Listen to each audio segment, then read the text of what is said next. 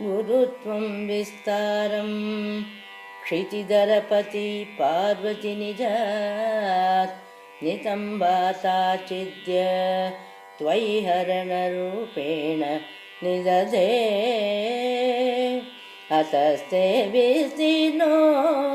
गुरुरयमशेषां वसुमतीं नितम्बप्राग्भारः स्थगयति लघुत्वं नयति च करीन्द्राणां शुण्डान् कनककदलीकाण्डपटलीम् उभाभ्यामुरुभ्याम् उपयमपि निर्जित्य भवति सुवृत्ताभ्यां पत्युः प्रणतिकठिनाभ्यां गिरिसुते विदिग्ये जानुभ्यां विबुधकरिकुम्भ द्वयमसि पराजेतुं रुद्रं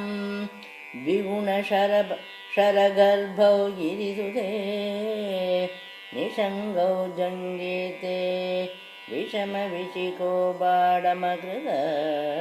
यदाग्रे दृश्यन्ते दशशरफलापादयुगली नकाग्रच्छद्मानः सुरमकुटशाणैकनिशिता श्रुतीनां मूर्धानो ददति तव यौ शेखरतया ममाप्येतौ मातः शिरसि दयया देहि चरणौ ययोपाद्यं पातः पशुपतिजटाजूटतटिनी ययो लाक्षालक्ष्मी अरुणहरिचूडामणि रुचिः नमो वाकं ब्रूमो नयनरमणीयाय पदयो तवास्मै द्वन्द्वाय स्फुटरुचिरसालक्तवते असूयत्यन्तं यदभिहननाय स्पृहयते पशूनामीशानः प्रमदवनकङ्केलि सरवे मृषा कृत्वा गोत्रस्खलनम् अथ वैलक्ष्यनमिदं ललाटे भर्तारं चरणकमले ताडयति चिरादन्तशल्यो दहनकृतमुम् उन्मूलितवता तुलाकोटिक्वाणैः किलिकिलितमीशान रिपुणा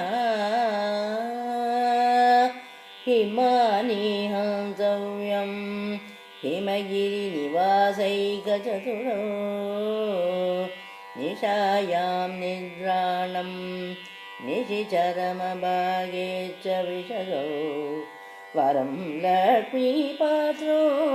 श्रियमतिसृजन्तौ समयिनां सरोजं त्वत्पादौ जननि जयस चैत्रमिह किं पदं ते कीर्तीनां प्रपदमपदं देवि विपदां कथं नीतं सद्भिः कठिनकमटे कर्पूरतुलां कथं वा बाहुभ्याम् उपयमनकाले भूरभिदा यदादाय न्यस्तं दृशति दयमानेन मनसा नखैर्नाकस्त्रीणां करकमलसङ्कोच